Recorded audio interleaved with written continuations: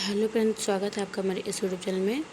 तो दोस्तों, इस वीडियो को स्टार्ट करने से पहले इसको लाइक एंड सब्सक्राइब करना ना भूलें। तो दोस्तों, आज हम आप सबके लिए लेके आए हैं स्तनधारी मैमल। ठीक, इसके पहले मैं आप सबको बताई कि पशुओं के प्रकार मैंने बताया, और फिर इसके पहले उसके बाद मैं आप सबको बताई थी कि जो है पक्षियों के प्रकार मैंने आप सबको बताया। फिर आज मैं आप सबके लिए लेके आई हूँ कि ये स्तनधारी जो मैमल होते हैं, ये आपके स्तनधारी होते क्या हैं। तो देखिए, जो आपके स्तनधारी मैमल होते हैं वो जीव होते हैं जो अपने बच्चों को दूध पिलाते हैं या खुद वो दूध पीते हैं। वही जीव जो मतलब स्तनधारी जीव वह कहलाते हैं या वो होते हैं जो अपने बच्चों को दूध पिलाते हैं या खुद पीते हैं। ठीक, इनके शरीर का ताप जो है वह बाहरी वातावरण के तापमान परिवर्तन के साथ नहीं बदलता है। जो इनके शरीर का तापमान होता है वह बाहर के वातावरण मतलब पा करके, तो जो बाहरी वाला वातावरण का तापमान है, तो इनके शरीर का तापमान अगर मिलता भी है तो वह बदलता नहीं है। जैसे इनके शरीर का तापमान जैसा है वह वैसा का वैसा ही रहता है। तो जैसे आप देखेंगे कि दूध पीने या पिलाने वाले, तो आपका इसमें से है कि सबसे पहला आपका इसमें है गाय, फिर है भैंस, फिर है बकरी, फिर चमगादड़, फिर व्हेल मछली है, फिर मनुष्य है, फिर उसके बाद आदि स्तनधारी जीव होते हैं। आप इस तरीके से समझिएगा कि जो जीव दूध पीने वाले होते हैं या जो जीव दूध पिलाने वाले होते हैं उन्हीं को हम स्तनधारी या मैमल कहेंगे। ठीक, उसके बाद आगे चलते हैं। आगे देखेंगे कि स्तनधारियों के शरीर पर बाल पाए जाते हैं। ठीक है, जो मतलब दूध पिलाने या दूध पीने वाले होते हैं तो उनके शरीर पर बाल पाए जाते हैं, और इनके कान के मध्य में जो है कान के मध्य भाग में 3 अस्थियां होती हैं। ठीक है, जो स्तनधारी जीव होते हैं जो दूध पिलाने वाले होते हैं इनके शरीर पर बाल भी पाए जाते हैं, और इनके कान के मध्य भाग में 3 अस्थियां भी होती हैं। मतलब अस्थियां मतलब हड्डियां होती हैं। तो कौन कौन सी, पहले आपके मेलियस, उसके बाद है इनकस, उसके बाद है स्टिपस, फिर आदि मतलब ये 3 है, आदि नहीं सॉरी, ये 3 है हड्डियाँ, जो कि आपकी स्टिपस मतलब कान की सबसे छोटी हड्डी जो है वो आपके स्टिपस है। उसके बाद देखेंगे कि यदि कुछ प्रजातियों को छोड़ दें, मतलब वह यदि कुछ जीव या प्रजातियों को छोड़ दें तो लगभग सभी स्तनधारी वर्ग के जंतु बच्चे देते हैं। ठीक है, मतलब जो स्तनधारी होते हैं, दूध पिलाने वाले होते हैं, वे मतलब सभी वर्ग की अगर देखा जाए तो अत्यधिक में आपका ऐसे जीव हैं कि जो कि मतलब ऐसे जंतु हैं जो कि बच्चे देने वाले होते हैं, तथा जिन जानवरों में यह नहीं पाए जाते वे क्या देते हैं, वे अंडे देते हैं। ठीक, उसके बाद अगला देखते हैं कि आपका अगला क्या है। तो अगले में आप देखिएगा, अगला है आपका सरीसृप। ठीक है, अगला आपका क्या है, अगला पॉइंट आपका है सरीसृप। सरीसृप मतलब जो होता है वह रेंगने या सरकने वाला जीव होता है। ठीक है, सरीसृप या रेप्टाइल जो होता है उसको हम क्या कहते हैं, तो आप ऐसे ही जान रहे होंगे। सरीसृप मतलब सरक के चलने वाला जीव। ठीक है, तो सरीसृप को रेंगने या सरकने वाले जीव कहते हैं। ठीक है, जैसे कि आप इमेज में भी देख रहे होंगे कि आपका यह घड़ियाल है, जो फिगर में दिख रहा है घड़ियाल आपका इसमें है, और इधर आपका कछुआ है ये है। और आप समझेंगे, इसको देखेंगे कि जो सरीसृप होते हैं, सरीसृप को रेंगने या सरकने वाले जीव कहते हैं। उसके बाद इस प्रजाति के प्राणी जो है वो सरक के चलते हैं या हवा में सांस लेने वाले रीढ़धारी जंतुओं का समूह होते हैं। ठीक है, उसके बाद जैसे आप देखेंगे कि आपका सांप है, छिपकली है, कछुआ है, घड़ियाल है, मगरमच्छ आदि ऐसे जीव होते हैं जो कि सरीसृप होते हैं, मतलब सड़क के चलने वाले आपके होते हैं। उसके बाद हम देखेंगे कि जानवरों का शिकार, हमारे जानवरों का शिकार क्यों हो रहा है, जानवरों का शिकार मतलब क्यों किया जा रहा है। तो हम इसके बारे में देखेंगे कि जो आपका हाथी है, हाथी का जो शिकार किया जा रहा है उसके दांतों के लिए हो रहा है। ठीक है, जो हाथी का शिकार हो रहा है उसके दांतों के लिए किया जा रहा है। और गैंडों हो गए, और शेर मगरमच्छ हो गए, और सांप उनकी खाल के लिए मारा जाता है। ठीक है, जो आपके हाथी होती हैं इनके दांतों के लिए, और गैंडे को और शेर मगरमच्छ और सांप को उनकी खाल के लिए मारा जाता है, मतलब खाल उनकी उतारी जाती है। देखेंगे जो आपके ये हाथी है, जो हाथी के दांत आपके हैं, तो इनके दांत इसके लिए मतलब निकाले जाते हैं। देखिए जो वो मुखौटा बनाने वाले में काम आते हैं। देखिए उसमें पार्लर वगैरह में बहुत से इसको यूज़ में लाते हैं जो उसके दांत होते हैं। तो इसी में इसकी यूज़ आते हैं। उसके बाद कस्तूरी मृग, जैसे कि आप इसमें फिगर में देख रहे होंगे जो मृग बैठी हुई है, तो जो कस्तूरी हिरण है, जो कस्तूरी हिरण है वह अब उसकी थोड़ी सी खुशबू के लिए इसको मारा जाता है। मतलब इसको अगर मारा जाता है तो इसमें से मतलब इसके किसी भी कोई भी पार्ट से, शरीर के अंग से जो है खुशबू मतलब निकलता है, तो इसके लिए हम इसको मतलब मारे जाते हैं या इसका शिकार किया जाता है। तो ये इसका जो खुशबू होता है वही परफ्यूम वगैरह में यूज़ में लाने के लिए इसको किया जाता है। अगला देखेंगे जानवर, एनिमल, इनके बारे में हम देखेंगे, इनके बारे में एनसीईआरटी में क्या दिया हुआ है। तो जो जानवरों की खाल पर जो डिज़ाइन होते हैं, जो जानवर होते हैं, मतलब जो आपको दिख रहे हैं इस फिगर में, तो जो जानवरों की खाल पर जो डिज़ाइन होते हैं वह उनके बालों के रंग के कारण होते हैं। ठीक है, ऐसा नहीं है कि मतलब उनका डिजाइन ही ऐसा है, नहीं। जो भी जीव आपके होते हैं, उनके जो मतलब पशु आप देख रहे हैं, तो उनका जो रंग होता है ना, वो उनके बाल के रंग के कारण होता है। इसमें कोई परिवर्तन या चेंजिंग नहीं किया जाता, वो जैसा रहेगा वैसा ही रखेगा। उसका बाल मतलब उनकी डिज़ाइनिंग इस तरीके से किए गए हैं। ठीक है, वो ऐसे ही होते हैं। तो जो जानवरों की खाल पर जो डिज़ाइन होती हैं, उनके खाल मतलब उनके बालों के रंग के कारण होते हैं। अगला देखेंगे कि दिन में जागने वाले जो जानवर होते हैं वह आमतौर पर कुछ ही रंग देख पाते हैं। जो मतलब जो दिन में जगने वाले जानवर होते हैं वह आमतौर पर कुछ ही रंग ही देख पाते हैं।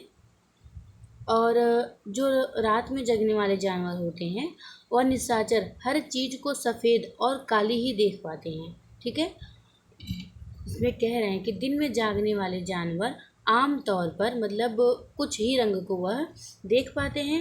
और उसके बाद क्या कह रहे हैं कि रात में जागने वाले जानवर जो होते हैं वो जो निशाचर हर चीज़ को सफ़ेद और काली में देख पाते हैं। जो भी मतलब रात में जो जानवर कोई भी वस्तु हो तो उसको काली और सफ़ेद मतलब ही उनको दिखती है या देख पाते हैं। उसके बाद देखेंगे कि बहुत से जानवर किसी खास मौसम में लंबी गहरी नींद में चले जाते हैं। मतलब ऐसे के भी कुछ जानवर होते हैं जो कि मतलब कोई मौसम ऐसा उनका होता होगा कि जो कि वह गहरी नींद में वह चले जाते हैं, जो कि वो क्या है, छिपकली हैं, छिपकली आपकी हैं। और इसमें क्या है, जो रात में जागने वाले जानवर होते हैं निशाचर हर चीज़ को सफ़ेद और काली चीज़ को देख पाते हैं। तो क्या है आपके, उल्लू हैं, चमगादड़ है, रेगिस्तानी चूहा है आपका। ठीक है, उसके बाद देखते हैं जानवरों की नींद।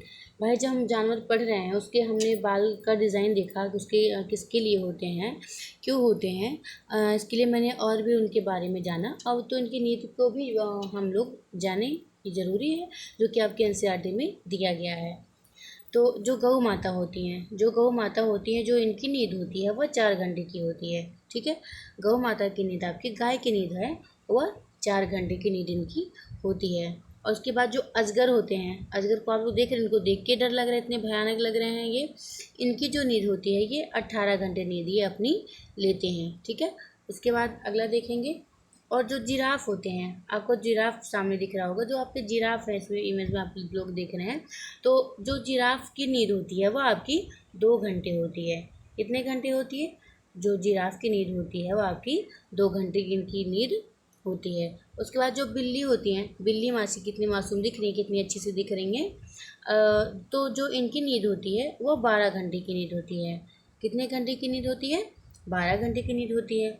इसके बाद हम अगला देखते हैं कि परजीविता, परजीविता है क्या, परजीवी के बारे में हम जानेंगे कि परजीवी हैं क्या। ठीक है, तो वे जीव जो किसी अन्य जीव पर आश्रित होते हैं, मतलब वे जीव होते हैं जो किसी जीव पर मतलब आश्रित होते हैं, आश्रित मतलब उन्हीं पे यह निर्भर होते हैं और उनसे अपना फ़ायदा उठाते हैं।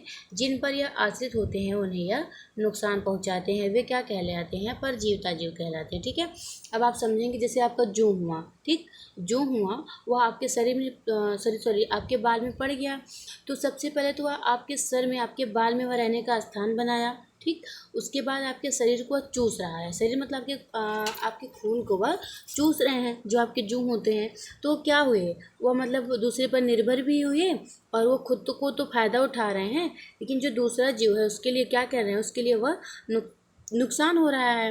अपने लिए तो लाभदायक है लेकिन दूसरे के लिए क्या हो रहा है, नुकसान हो रहा है। तो इसमें यही कह रहे हैं कि वे जीव जो किसी अन्य जीव पर निर्भर होते हैं और उनसे अपना फ़ायदा उठाते हैं, और जिन जीव पर या वे आश्रित होते हैं उन्हें वह नुकसान पहुंचाते हैं, तो उन्हें क्या कहते हैं, वे परजीविता जीव कहते हैं। जैसे कि आप देखेंगे जूं हो गया आपका, जोक हो गया, अमरबेल आदि आपके इस तरीके से। जैसे कि आप इमेज में देख रहे होंगे जो गाय के ऊपर छोटे छोटे देखिए कीड़े छोटे छोटे दिख रहे हैं, जो ये पड़े हुए हैं, ये पशुओं का कीड़ा है जो अब पड़ा हुआ है। मतलब कैसे इनको देखिए, कैसे कितने बेरहमी से इनको पकड़ा हुआ है। तो ये देखिए ये गौ माता के तो ऊपर बैठे हुए हैं, ये इनको ब्लड को चूस रहे हैं, ये इनके खून को ये चूस रहे हैं अपने लिए। तो मतलब ये अच्छा कर ही रहे हैं, अपने लिए तो लाभ हो रहा है इनके लिए, लेकिन उसके उसके लिए क्या हो रहा है, उसके लिए तो नुकसान हो रहा है ना, इसके शरीर का खून चूस से ले रहे हैं ये लोग। फिर उसके बाद क्या है कि जब एक जीव को फायदा होता है तथा दूसरे जीव को नुकसान होता है, तो ऐसे संबंध को हम क्या कहते हैं, परजीविता कहते हैं।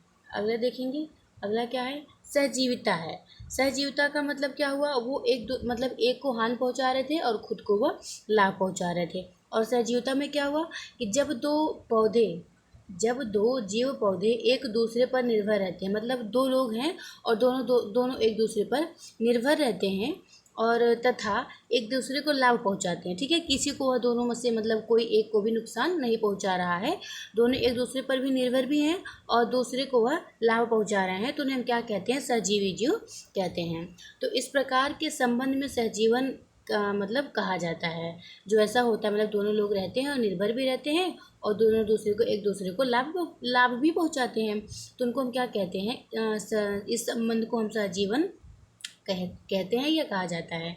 तो और जो यह पौधा होता है, इस पौधे का गुण जो है वह सहजीवता कहलाता है। आप अगला देखेंगे कि मटर का पौधा और इजोवियम सहजीवी जीवों का उदाहरण होता है। ठीक है, जो आपका मटर का पौधा होता है और जो इजोवियम होता है वह आपका जीव का उदाहरण है। इस प्रकार से आप उदाहरण में देखेंगे कि लाइकेन में शैवाल हुआ। ठीक है, लाइकेन में आपका शैवाल हुआ और फफूदी जो है वह जीव की सहजीविता के उदाहरण होती हैं। अगला पॉइंट हम देखेंगे, अगला क्या है आपका, कछुआ है आपका अगला पॉइंट। तो कछुआ को अगर हम देखें ना या जाने ना, तो कछुआ जो होता है वो किसानों का मित्र कहा जाता है। अब क्यों कहा जाता है आप इस तरीके से समझेंगे। तो जो कछुआ होता है ना, वो सड़ी गली पत्तियों को खाता है और जिस खेत में रहता है, तो जिस खेत में रहता है वह मतलब उसमें छेद बनाता है, मिट्टी को मुलायम करता है। जो छेद बनाते हैं तो इन्हीं छेदों से मतलब हवा पानी मिलता रहता है, उनको मिलता जाता है। तो इसी कारण आपकी जो मतलब भूमि होती है, जो मतलब जिसमें कछुआ होते हैं जिस खेत में, तो आपकी जो भूमि होती है वह उपजाऊ भी होती है। ठीक है, इसीलिए किसानों का मित्र कहा जाता है। उसके बाद देखेंगे तो कछुए ज़मीन में छेद बनाकर मिट्टी को मुलायम कर देते हैं और ज़मीन को इन छेदों से हवा और पानी मिलता रहता है। ठीक है, जो छेद करते हैं उसी से मतलब उनको हवा पानी और मिलता रहता है। उसके बाद देखेंगे कि जो कछुआ होता है, कछुए जो है वो मृत पत्तियों को पौधे को खाते हैं, मतलब जो सड़ी गली आपकी पत्तियाँ होती हैं ना, उनको ये खाते हैं और इनकी मतलब मन से जो होती है वह ज़मीन जो होती है वह आपकी उपजाऊ होती है। कैसे होती है, जो मतलब सड़े गले पत्तियों के पौधे पेड़ पौधों को खा रहे हैं, तो उनको अपने शरीर के द्वारा इनको निकाल रहे हैं। ठीक है, और आपके खेत में रह रहे हैं, तो इस कारण से आपका जो होता है खेत जो आपका वह उपजाऊ होता है। तो किसानों का मैंने आपको सबसे पहले बताया कि जो कछुआ होता है उसको किसानों का मित्र कहा जाता है। उसके बाद जो होता है वर्मी कंपोस्ट। ठीक, वर्मी कंपोस्ट जो है वो आपका, वो वर्मी कंपोस्ट को वर्मी कल्चर या कछुआ पालन भी कहा जाता है। तो आशा करते हैं आपके समझ में यह आया भी होगा। तो दोस्तों आज के लिए बस इतना ही, धन्यवाद। हम आपको मिलते हैं अपनी अगली क्लास में। जय हिंद, जय भारत।